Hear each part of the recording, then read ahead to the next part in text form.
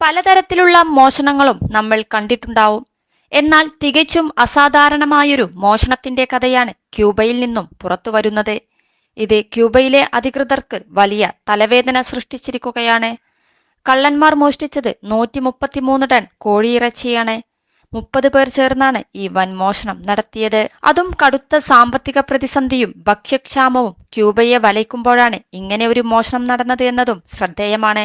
തലസ്ഥാന നഗരമായ ഹവാനയിലെ സ്റ്റേറ്റിന്റെ കീഴിലുള്ള ഒരു സ്ഥാപനത്തിലാണത്രേ മോഷണം നടന്നത്. 1660 വെള്ള പെട്ടികളിൽ നിറച്ച കോഴിയിറച്ചിയാണ് മോഷ്ടാക്കൾ കടത്തിക്കൊണ്ടുപോയത്. പുലർച്ചെ 2 മണിയോടെയാണ് മോഷണം നടന്നത്.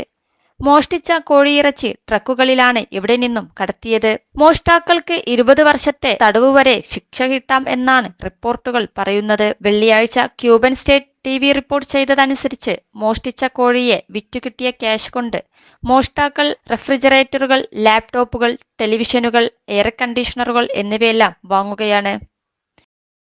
+2 ഡിഗ്രി കഴിഞ്ഞവർക്ക് വേൾഡ്സ് ഫസ്റ്റ് AR/VR ക്ലാസ് റൂമിലൂടെ സ്മാർട്ട് ഫോൺ എഞ്ചിനീയർ ആവാം. കൂടുതൽ അറിയാൻ വിളിക്കൂ ബ്രിഡ്കോ ആൻഡ് ബ്രിഡ്കോ.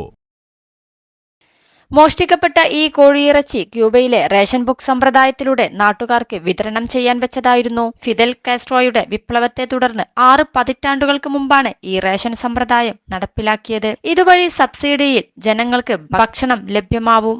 ഭക്ഷണം, ഇന്ധനം, മരുന്ന് എന്നിവയ്ക്കെല്ലാം രാജ്യത്ത് ക്ഷാമമാണ്. ആ സമയത്താണ് ഇങ്ങനെയൊരു കൊള്ള എന്നത് അധികൃതരെ വല്ലാതെ ബുദ്ധിമുട്ടിലാക്കിയിരിക്കുകയാണ്. 21 ലക്ഷത്തോളം സന്തുഷ്ടരായ ഉപഭോക്താക്കളും 2 ലക്ഷത്തോളം തിമിര ശസ്ത്രക്രിയകളും പൂർത്തിയാക്കിയ മലബാറിലെ ഏക കണ്ണാശുപത്രി അൽ സലാമ ഹൈ ഹോസ്പിറ്റൽ റോഡ്, പെരിന്തൽമണ്ണ.